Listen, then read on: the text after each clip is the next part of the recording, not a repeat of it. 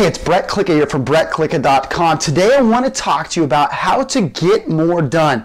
3 things you can do to help manage that amount of stress and demand and things you want to do and things you have to do.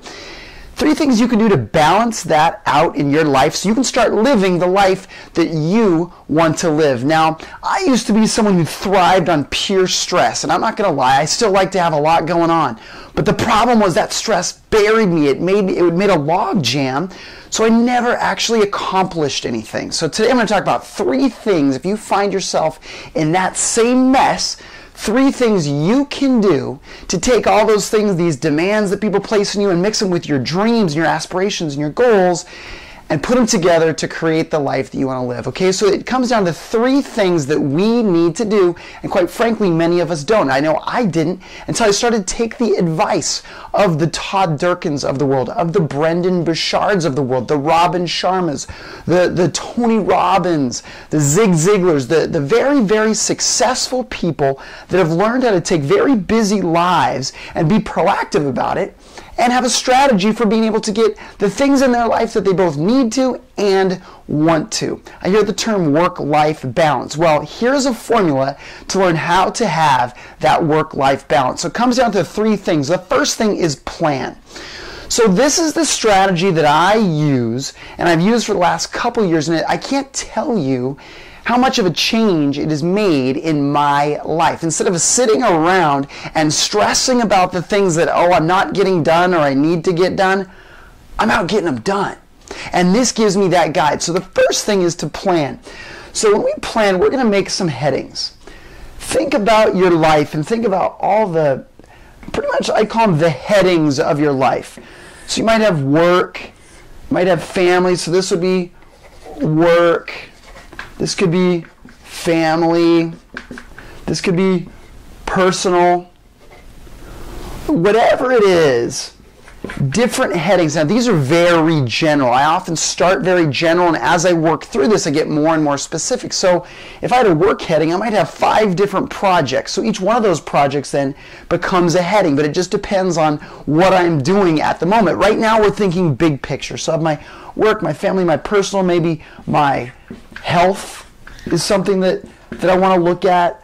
So whatever the things in your life that are part of what motivates you, things in your life that are very important to you.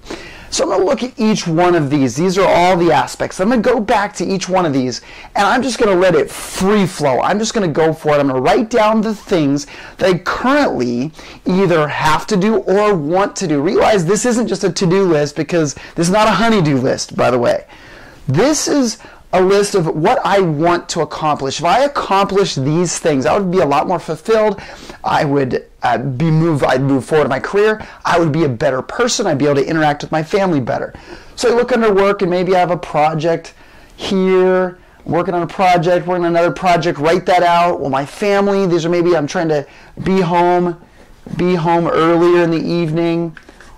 Whatever it is, I got all these different things. I'm just going to make a list.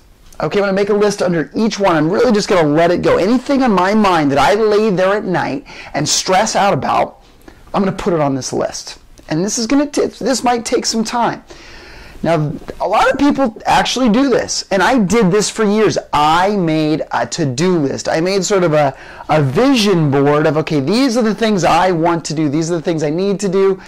But that's where a lot of people stop, and that's where I stopped, because I looked at this, and this would be full. I'd have 10 different things under work and 10 different things under personal, and it started driving me nuts. And this is the log jam that stops a lot of people.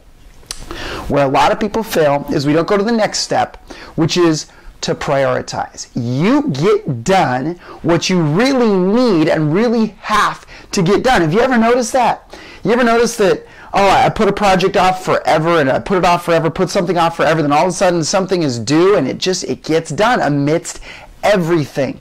I've heard a saying, and I often use the saying, if you want something done, give the task to a busy person. Because a busy person knows how to make things happen. So I'm going to look at my entire list. And this is where it gets real, because I really do make some value assessments on all of these different things. Now, what goes into my value assessments could be, maybe it's a time frame thing. Maybe, well, you know, with all these things are great, but on Monday, this is due. Maybe it's something for work. Maybe it's something for the family. We're going on a family vacation, whatever it is. That might be something that I need immediate attention. The next opportunity I get to spend time is going to be on that. So I put a 1 next to that. And then I'm going to go through, okay, what deserves a 2? Well, maybe it's something in my work life, personal life. Could be my health. Maybe I've neglected my health. There's a problem with that. And too many people use that scapegoat story of, well, I've let my health go because I'm taking care of everybody else. Well, if you're on an airplane and the airplane's crashing, who do they tell you to put the oxygen on first? They say put the oxygen mask on you, because if you don't, you can't help anybody else. So we need to take care of your health. So realize that needs to go high on the priority list. So I'll go through, I might have a priority list that's 50 things long. It could be 60 things long. So now I have a priority. So now not only do I have all the stuff that I need to do, I've gone through and I've made a value assessment of each one of them. How important is this to me in my life? So now that I have this, the next step, I'm going to create some space here. The next step, so I have my list going, pretend like this is still there. I got my list going. I'm going to look at my daily schedule. And I'm going to look at my Monday, my Tuesday, whatever that may be. And I'm going to write it out. Maybe I get up, whatever time you get up, start then. So I get up at, if I get up at 4, then there's 5, and this is not you, this is me, this might be you.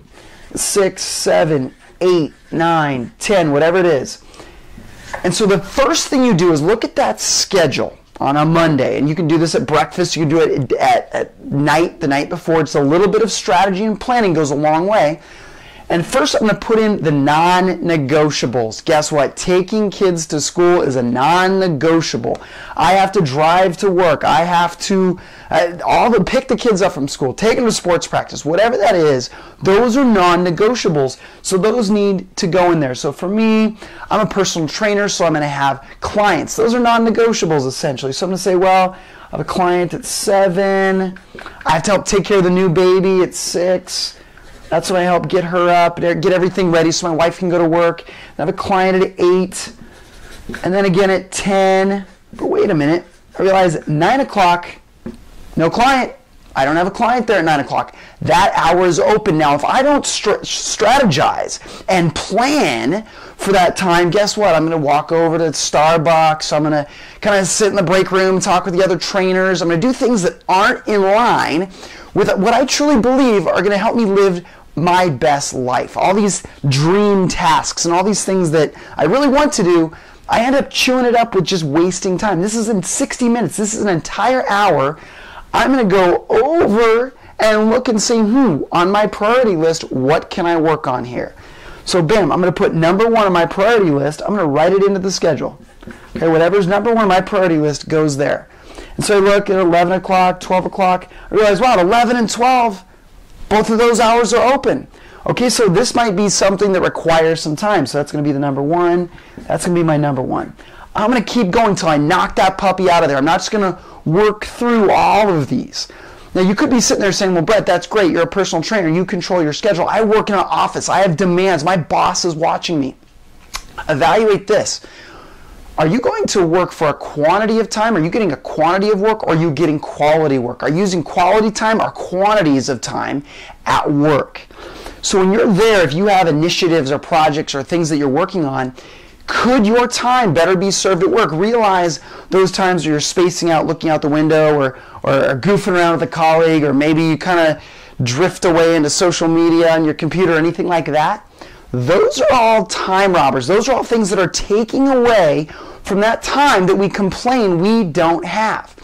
We are filling up this, quote, time we don't have with television, with things that we would never put on a list of things we really need to get done, we really want to get done, or are in line with our dreams, our goals, or our aspirations.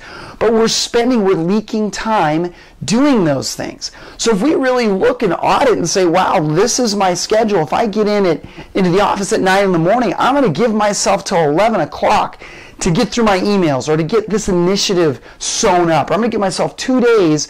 So you can even go through and prioritize, well, at work, use this same thing. Okay, within work, what are the things within work that what you're looking at? So then we make the same thing here, and I put that into my work day just like that.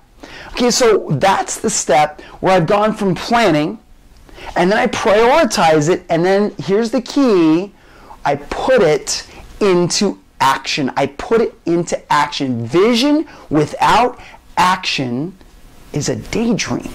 It's a daydream. It's intangible. It never happened. Vision without action is a daydream. So now I've tied it all together. I've got vision. I've gone through and I've realized these are the things that I want to do.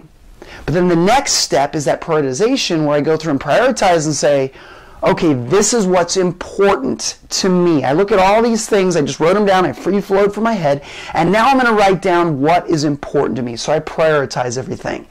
Well, that's all great and good, but guess what? We haven't put it into action yet. And when we go into our scheduling, that's when we actually put the plan and the priorities into action. So the strategy behind the scheduling, I do it at breakfast sometime for my day. Sometimes I do it at night before I go to bed for the next day. The more foresight you have, the better. So there's 3 steps: plan, prioritize, and put into action to help you get all the things in your life that you need to do, you want to do. Your demands, your dreams, your desires, your aspirations, whatever it is, you can get those into your life and you can live the life that you want to live. So sweat, smile, and sustain, and I hope to see you soon. For more information, go to www.brettklika.com.